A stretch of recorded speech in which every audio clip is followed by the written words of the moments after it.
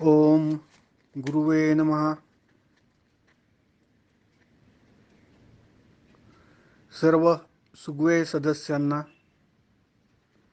माझे आशीर्वाद.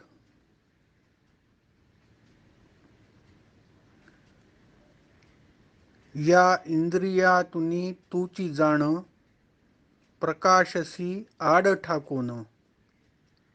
तो तू इंद्रियासी विलक्षण, साक्षी रूप. अशी ही चौथी ओवी होती आपल्या 5व्या प्रकरणातली, ज्यावर काल आपण चर्चा करीत होतो. आणि ती चर्चा अर्धवट राहिली होती. या आधीच्या 3 ओव्यांमध्ये कवीनी 5 ज्ञानेंद्रिये आणि 5 कर्मेंद्रिये याविषयी थोडक्यात माहिती सांगितली. हा जो अध्याय आहे हा लिंगदेह निरसन असा आहे. त्यामुळे इंद्रियाविषयी थोडी माहिती आणि त्याचं नंतर निरसन असं या अध्यायातून बहुतेक कवी करतील असं वाटतं. तर ही ओवी अशी होती, या इंद्रियातूनी तूची जाण, ही जी 5 ज्ञानेंद्रिय आहेत, डोळे नाक कान वगैरे, आणि 5 कर्मेंद्रिय आहेत, हात पाय जिव्हा वगैरे. तर यातनं तू स्वतः प्रकाशतो आहेस असं कवी इथे सांगतायत. तर तू म्हणजे कोण? जसं आपण याआधी सांगितलं होतं की आपल्याच स्वतःच्या व्यक्तित्वामध्ये एक दृश्य भाग आहे आणि एक अदृश्य भाग आहे, ज्याला आपण जीवात्मा म्हणतो. तर हा जो तुझा अदृश्य भाग आहे तोच वास्तविक या दृश्य भागाला प्रकाशमान करतो आहे, असा याचा अर्थ आहे. तो तू इंद्रियासी विलक्षण, साक्षी रूप. तू मात्र जो आहेस हा या सर्व प्रकाराला, इंद्रियांना फक्त साक्षी रूप आहेस. या इंद्रियांच्या हालचालींना, या इंद्रियांच्या कार्याला. आपण थोडं उदाहरण घेऊन हा थोडं भाग समजून घेऊ. हे आपलं जे उदाहरण आपण घेतो आहे हे अगदी तंतोतंत तसं नाही आहे, पण थोडीशी कल्पना यावी म्हणून आपण उदाहरण घेऊ. जशी कार असते आणि किंवा खूप कार असतात आणि त्यांचे वेगवेगळे मेक असतात, आतमधली अपहोल्स्ट्री वेगळी असते, इंजिन वेगवेगळं असतं आणि मॉडेल्स वेगवेगळे असतात. खूप खूप खूप अशा महागड्या कार असतात आणि स्वस्तही कार असतात, लहान असतात, मोठ्या, अनेक प्रकारच्या कार आहेत. आणि ही कार जी आहे ती कार चालते का स्वतःहून? नाही नाही नाही. काही ती स्वतःहून एका जागी जर ती उभी असली तर ती काय आपोआप कुठे जिथे जायचं आहे तिथे काही ती कार जाऊ शकते का? नाही नाही, ती जात नाही. मग तिला कोण पाहिजे? ड्रायव्हर पाहिजे. हा ड्रायव्हर काय करतो की त्या कारला तिथे त्या ड्रायव्हरला जायचं असतं, सांगण्यात आलं असतं त्याला, आणि किंवा त्याला जिथे त्यांनी ठरवलं असतं तिथे हा ड्रायव्हर त्या कारला घेऊन जातो. पण आता गाडी पण आहे, गाडीमध्ये ड्रायव्हरही बसला आहे, पण एवढ्यानी भागतं का? नाही, एवढ्यानी भागत नाही. त्या गाडीमध्ये पेट्रोल देखील पाहिजे, चैतन्य पाहिजे, चेतना पाहिजे. त्या गाडीला चेतना देणारं असतं ते त्या गाडीतलं इंधन असतं. उदाहरणार्थ पेट्रोल. पेट्रोल शिवाय काही गाडी इकडे तिकडे जाऊ शकत नाही. समजा आपण नागपूरहून पुण्याला गाडी चालवत आलो, गाडी आहे, गाडीचा ड्रायव्हर आहे, तरी पण ती गाडी जाईल का? नाही जाणार. पेट्रोलची आवश्यकता आहे. सर्वच वाहनांमध्ये, जेवढ्या काही कार म्हणून आहे सगळ्यांमध्ये पेट्रोल आहेच.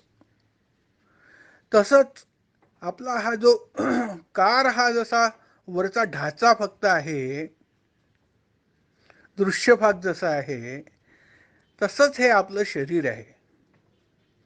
आणि त्या कारला चेतना देणारं जसं पेट्रोल आहे, तसं पेट्रोल जे आहे चैतन्य कुठनं मिळतं, त्या जो आपला दुसरा भाग आहे, आपला जीवात्मा आहे, हा जीवात्मा त्याला पेट्रोल देणारा आहे.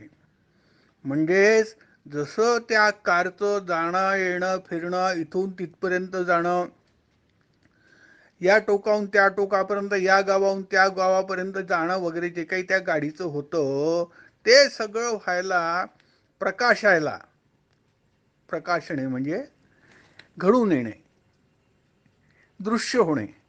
तर ते सगळं जाणं येणं दृश्य व्हायला कारचं काय आवश्यक आहे? पेट्रोल आवश्यक आहे. मग वास्तविक खरं तर ते इंधनच तिथपर्यंत जात असतं, इथून तिथपर्यंत त्या कारला घेऊन जात असतं. त्याचप्रमाणे हा जो आपला अदृश्य भाग आहे आपल्या शरीरामधला, जो आपला आत्मा आहे, आपला जीवात्मा आहे, तोच खरं म्हटलं तर आपल्या या दशेंद्रियांना, या 5 ज्ञानेंद्रिय आणि 5 कर्मेंद्रियांना इकडे तिकडे घेऊन जाणारा, सर्व कार्य करून घेणारा हा आत जीवात्माच फक्त आहे. हाच वास्तविक सगळं करून घेतो, हाच प्रकाशतो, हाच त्या दृश्यामध्ये जीव पण आणतो, चैतन्य आणतो, चेतना आणतो. आपण पाहिलं होतं की ती जर चेतना नसेल तर मग हे शरीर मृतवतच आहे. तसं या याचं काम आहे. आणि जीवात्म्याचं काम आहे. कोणतं काम आहे? या शरीराला प्रकाश देण्याचं, शरीराला दृश्यमय करण्याचं, शरीराकडून सर्व कामं करून घेण्याचं. कोण करून घेतो? हाच करून घेतो. आता याचे जे पुढे सविस्तर, हाच भाग पुढे सविस्तर बहुतेक यांनी सांगितला असावा कवीनी, तो पुढे आपण पाहू. तो तू इंद्रियासी विलक्षण साक्षी रूप. मग हा जो आतमध्ये जो जीवात्मा आहे, शरीराच्या आतमध्ये सर्व शरीर व्यापून आहे. आणि तो काय आहे? साक्षीरूप फक्त आहे. दिसत काही नाही, परंतु करत काही नाही, दिसत काही नाही, आहे मात्र तिथेच.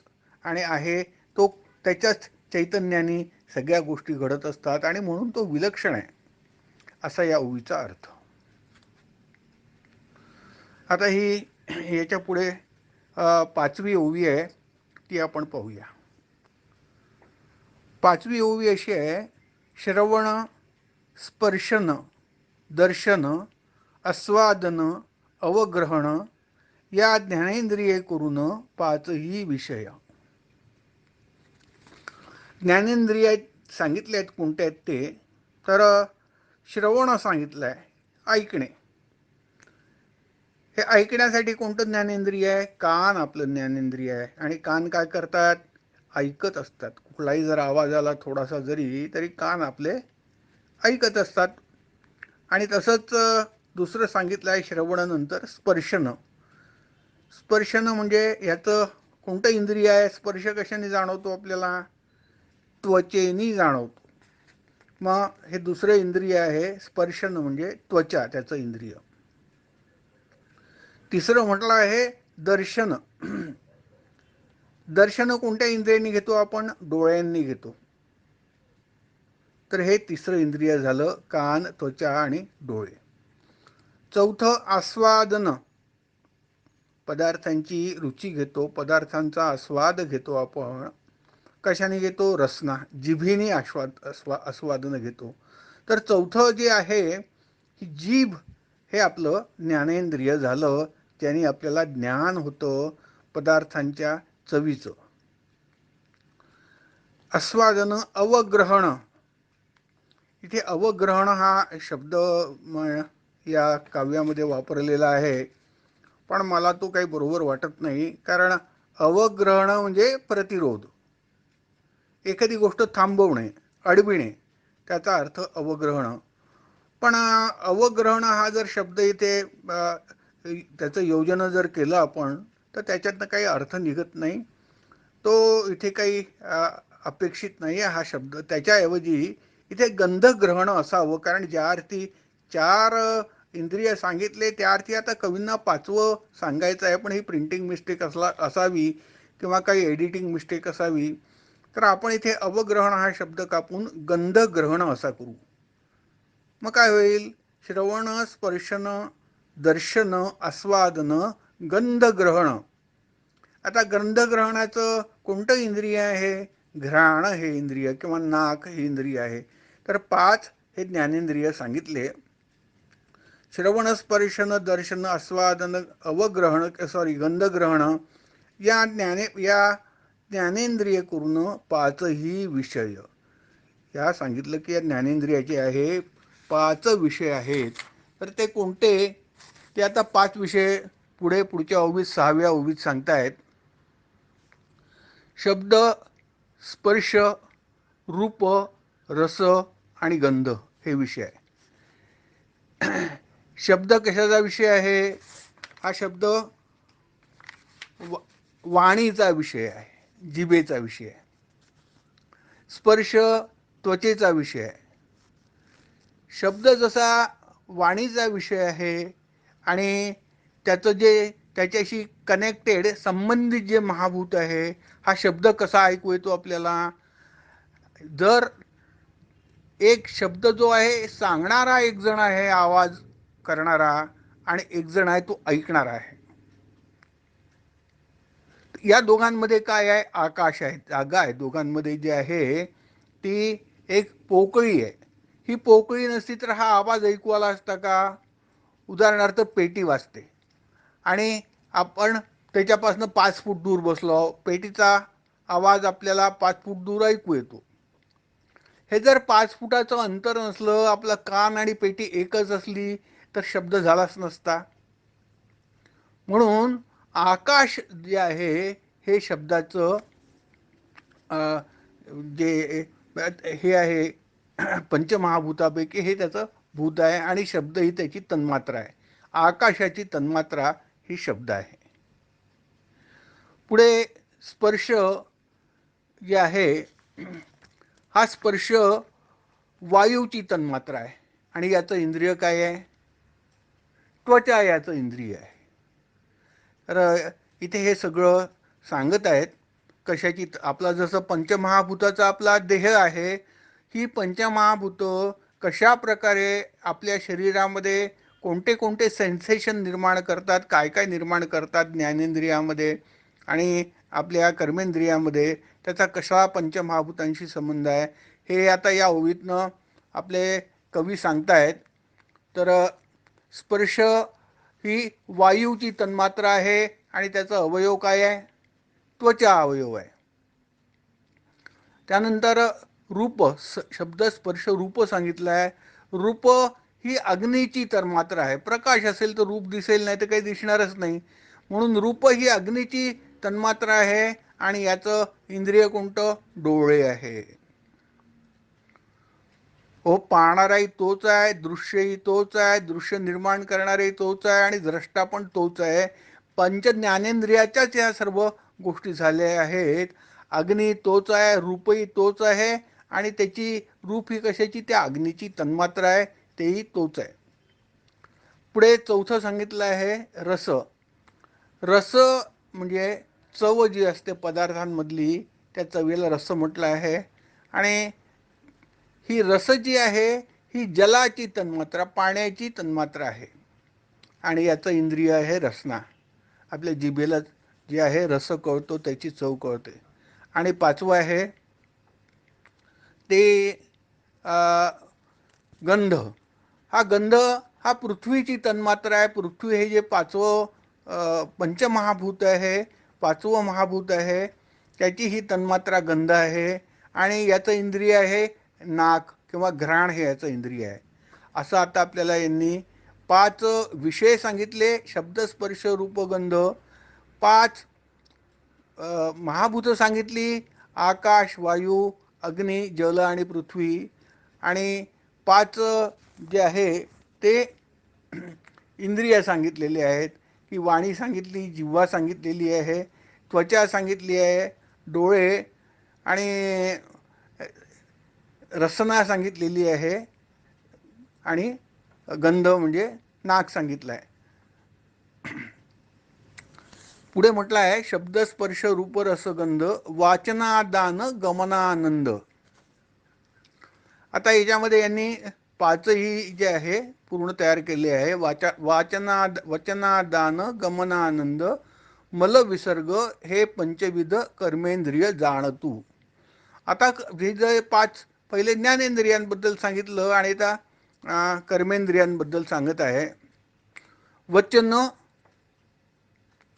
वचन म्हणजे हे बोलणारं. कोण बोलतं? हे बोलणारं इंद्रिय आहे जिव्हा. हे क्रिया करतं म्हणून कर्मेंद्रिय आहे. जीभ हलवावी लागते आपल्याला. जीभ जर हलवली नाही तर त्यातनं शब्द निघणार नाही. हलवावी लागते म्हणजे कर्म करतं म्हणून ते कर्मेंद्रिय. तर वचन म्हणजे शब्द बोलणे. तर वचन हे काय आहे? जिव्हा. पुढेचा शब्द आहे वचनादान म्हणजे आदान किंवा आदान प्रदान, देणं घेणं. हे देणं घेणं कशाने करतो आपण? हाताने करतो. मग दुसरं जे आपलं कर्मेंद्रिय आहे ते कोणतं आहे? हात आहे. वचनादान आदान प्रदान करणारे इंद्रिय हात आहे. तिसरं गमन. हे गमन करणारं इंद्रिय कोणतं आहे? इकडून तिकडे आपण जे जातो तर हे पायामुळे आपल्या जाऊ शकतो म्हणून गमन करणारा इंद्रिय पाय आहे. हे पाय जेव्हा आपले कार्यान्वित होतात तेव्हाच आपण गमन करू शकतो. त्यामुळे हे देखील कर्मेंद्रिय आहे. जिव्हा एक कर्मेंद्रिय, हात एक कर्मेंद्रिय, पाय एक कर्मेंद्रिय. त्यानंतर त्यांनी सांगितलं आहे आनंद. तर हा जो आनंद आहे, स्त्री पुरुषांना जो आनंद मिळतो, कामानंद मिळतो, त्याच्यासाठी जे इंद्रिय लागतं त्याला आनंद असं म्हटलेलं आहे इथे. वचनादान गमनानंद. आणि त्याचं इंद्रिय जे आहे ते वेगळं आहे. कामानंद आणि त्याचं एक इंद्रिय आहे ते पण माणसाचं जे आहे किंवा कर्मेंद्रियच आहे. त्यांनी देखील हा आनंद प्राप्तीचं कार्य हे शरीर करत असतं. आणि पाचवं जे आहे शरीरातला मलविसर्जन करणं. मलविसर्ग हे पंचविध. तर मलविसर्ग किंवा मलविसर्जन करणारं जे इंद्रिय आहे आपल्या शरीरामध्ये हे पाचवं, कारण त्यातली क्रिया होते मलविसर्जनाची, ते देखील एक जे आहे ते कर्मेंद्रिय आहे. असे पाच आपले कर्मेंद्रिय झालेत. जिव्हा, हात, पाय, उपस्थ किंवा योनी आणि जे आहे गुद, असे हे पाच कर्मेंद्रिय झाले. असं यामध्ये या ओवीमध्ये 6व्या ओवीमध्ये आणि सांगण्यात आलेलं आहे. कवी सांगत आहेत. आता आपण 7वी ओवी पाहू. 7व्या ओवीमध्ये प्राणापान व्यान उदान आणि समान यांची स्थाने स्थिती संपूर्ण जाणसी तू एक. आता यात कवीनी यात महाराज असं म्हणतात तर मुकुंदराज महाराज, अरे तो तूच आहेस की जो हे सगळं जाणतो. काय जाणतोस तू? की हे जे पाच प्राण आहेत, प्राण, आपान, व्यान, उदान आणि समान, यांची स्थाने हे कुठे आहेत, यांची स्थिती हे काय करतात, हे सगळं तू जाणतो. तर याला पाच प्राण म्हणतात. जसं आमच्या वराडामध्ये म्हणतात की एखादी मुलगी असते ती तिच्या आईची खूप आवडती असते आणि ती मुलगी खूप आवडती असते म्हणून मग बोलताना कसे तिकडे बोलतात की ही मुलगी आहे ना तिच्या आईची पाचही प्राण आहे. तर हे पाच प्राण कोणते आहेत? हे पाच प्रकारचे वायू आहेत जे आपलं शरीर वेगवेगळं कार्य करून जिवंत ठेवतात, हलतं चलतं फिरतं ठेवतात. आणि हे पाच प्राण जे आहे या देहाकडनं काम करून घेतात. ते कुठे असतात, त्यांचं स्थान कोणतं आहे आणि त्यांची स्थिती कोणती आहे, हे सगळं जाणणारा तो जीवात्मा आहे. ते आपण पाहू आता. तर हा प्राण म्हणजे काय, कोणते पाच वायू आहेत, ते कोणते पाच भाग आहेत, ते आता पंचप्राण कोणते आहेत ते आपण पाहू. पहिलं आहे प्राण. प्राण म्हणजे जो श्वास आपण आतमध्ये घेतो त्याला प्राण म्हणतात. तो प्राण झाला. श्वासोश्वास करण्याचा जो वायू आहे तो प्राण झाला. आपान वायू जो आहे हा आपान वायू जो शरीराच्या बाहेर निघतो हा आपान वायू आहे. तर हा विविध जे शरीराची जे हे आहे द्वार आहेत, त्या द्वारांमधनं बाहेर निघणारा जो वायू आहे तो आपान वायू आहे. तर हे त्याचं स्थान आहे. बाहेर शरीराचे विविध द्वार हे त्याचं आपान वायूचं स्थान आहे. आणि त्याचं कार्य जे आहे, त्याची स्थिती जी आहे ती अशी की तो दूषित झाल्यामुळे शरीराच्या बाहेर निघतो. असं झाले प्राण आणि आपान. तिसरा वायू यांनी सांगितला आहे व्यान.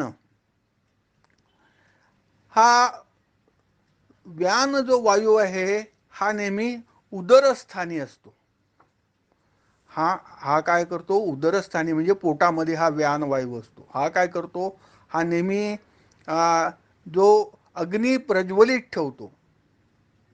हा वैश्वानराला प्रज्वलित करतो. पोटामध्ये आग लागते ना, पोटामध्ये भूक लागते सपाटून, आणि भूक लागली म्हणजे अशी लागते की धरवत नाही आपल्याला. काहीतरी पोटामध्ये जे आहे जेवायला पाहिजे, खायला आपल्याला पाहिजे, पोटात काही टाकायला आपल्याला पाहिजे. तर कारण या शरीराला देखील इंधनाची आवश्यकता आहे शरीराला. आणि हा जो त्याला ज्वलन जे खातो आपण, त्या अग्नीचं ज्वलन करणारा जो वायू आहे हा व्यान वायू आहे. ह्या व्यान वायूचं हे कार्य आहे ज्वलन करणं, जे खातो त्याचं. आणि हा कुठे राहतो, पोटामध्ये राहतो. त्यानंतर उदान सांगितलेलं आहे. प्राण आपान, प्राण आपान व्यान आणि उदान. हा उदान वायू जो आहे, हा उदान म्हणजे वर जाणारा वायू आहे. हा वायू मेंदूपर्यंत जातो. वरती सहस्रार चक्र असतं अगदी वरच्या सर्वात टोकाला. त्या सहस्रार चक्रापर्यंत जातो, म्हणून याला वर जातो, म्हणून उदान असं म्हटलंय.